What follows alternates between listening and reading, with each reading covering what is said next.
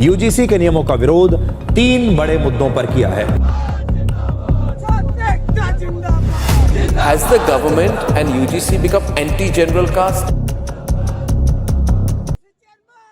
13 जनवरी 2026 UGC एक notification जारी करता है और देश की यूनिवर्सिटीज में सवाल, डर, बहस एक साथ जन्म ले लेते हैं। कुछ इसके पक्ष में है और इसे सामाजिक न्याय कह रहे हैं, और वहीं कुछ लोग इसे शिक्षा की आजादी पर हमला मान रहे हैं और इसका पूरी शक्ति से विरोध कर रहे हैं। और इन्हीं विरोधियों में से सबसे बड़ा नाम अभी निकल के आ रहा है बृजभूषण सिंह का। उनका कहना है कि यूजीसी की ये नियम समाज के भेदभाव को बढ़ावा देने वाले और इसे तत्काल वापस लिया जाए। साथ ही उन्होंने ये भी धमकी दे दी है कि हम लोग आंदोलन की तैयारी भी कर रहे हैं। अगर कानून वापस नहीं लिया जाता है तो आंदोलन भी करेंगे। और इस शोरगुल में असली फैक्ट जो है वो कहीं धुंधले नजर आ रहे हैं। नमस्कार, मेरा नाम है कृष्णा और चैनल का नाम है अनफिल्टर कृष्णा।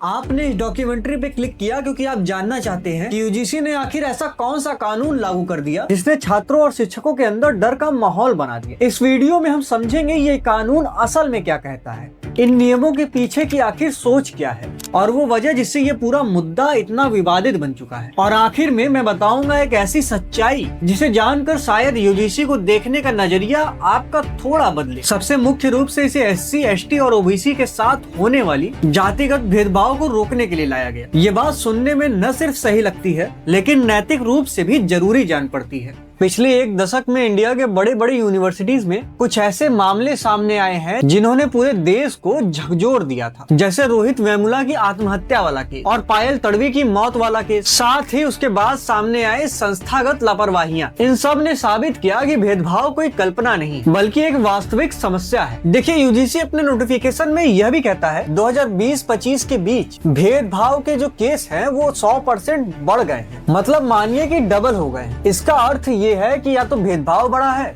या फिर पहले जो आवाजें दबा दी जाती थी वे सामने आने लगी। दोनों ही केस में किसी न किसी तरह का हस्तक्षेप जरूरी है। लेकिन यहाँ से ये सवाल भी उठता है कि हस्तक्षेप किस हद तक किया जाए और किस तरीके से किया जाए, क्योंकि कानून सिर्फ नियत नहीं उसके प्रभाव से परखा जाता है। और इस नियम का प्रभाव इंडिया के बड़ी यूनिवर्सिटीज के कैंपस में साफ दिखाई देने लगा है। अब हम लोग जानने वाले हैं कि ये कानून असल में कहता क्या है। लेकिन हम यूजीसी के नए नियम के बारे में जाने उससे पहले जान ले कि यूजीसी क्या है और इसके पावर क्या है, जिससे आगे के नियमों को समझना आसान हो जाएगा। यूजीसी यानी यूनिवर्सिटी ग्रांट कमीशन एक कॉन्स्टिट्यूशनल बॉडी नहीं बल्कि एक लीगल एंटिटी है, यानी वैधानिक संस्था, जिसे यूजीसी एक्ट 1956 के तहत संसद ने बनाया था। इसका मुख्य पर्पस था कि उच्च शिक्षा का स्टैंडर्ड बनाए रखना, यूनिवर्सिटीज को मान्यता देना और उन्हें फाइनेंशियली हेल्प करना। कागज पर यूजीसी के पास कुछ दंडात्मक शक्ति दिखाई नहीं देती, ये न तो पुलिस है न ही अदालत है, लेकिन प्रैक्टिकली यूजीसी के पास एक ऐसी पावर है जो किसी भी संस्था को जीवित या मृत घोषित कर सकती है मान्यता और फंडिंग के थ्रू। यदि किसी कॉलेज और यूनिवर्सिटी की मान्यता रद्द कर दी जाती है तो वहाँ पढ़ रहे हजारों लाखों स्टूडेंट की डिग्रियां खतरे में पड़ जाती हैं। और ये सिर्फ वर्तमान में पढ़ रहे कॉलेज के छात्रों के साथ नहीं होगा, यह एलुमनाई के साथ भी हो सकता है। यही कारण है कि यूजीसी का कोई भी नियम एक गाइडलाइन नहीं रह जाता बल्कि वो संस्थाओं के लिए आदेश बन जाता है। और इसी शक्ति के तहत नया एंटी डिस्क्रिमिनेशन रेगुलेशन लागू किया गया है। तो चलिए अब जानते हैं इस नियम के बारे में। यूजीसी नियम के तहत हर उच्च शिक्षण संस्था को एक पूरी संरचना बनानी जरूरी कर दी गई है, जैसे 24/7 anti discrimination helpline, equity committee, equity squad और तो और इक्विटी अपॉर्चुनिटी सेंटर। इन सभी डिपार्टमेंट्स का उद्देश्य होगा कैंपस में होने वाले कथित भेदभाव पर नजर रखना और शिकायतों पर कार्यवाही करना। और यूजीसी नियम ये भी कहता है कि अगर कोई संस्था इन नियमों का पालन नहीं करता तो यूजीसी उसकी फंडिंग रोक सकता है या उसकी मान्यता रद्द कर सकता है।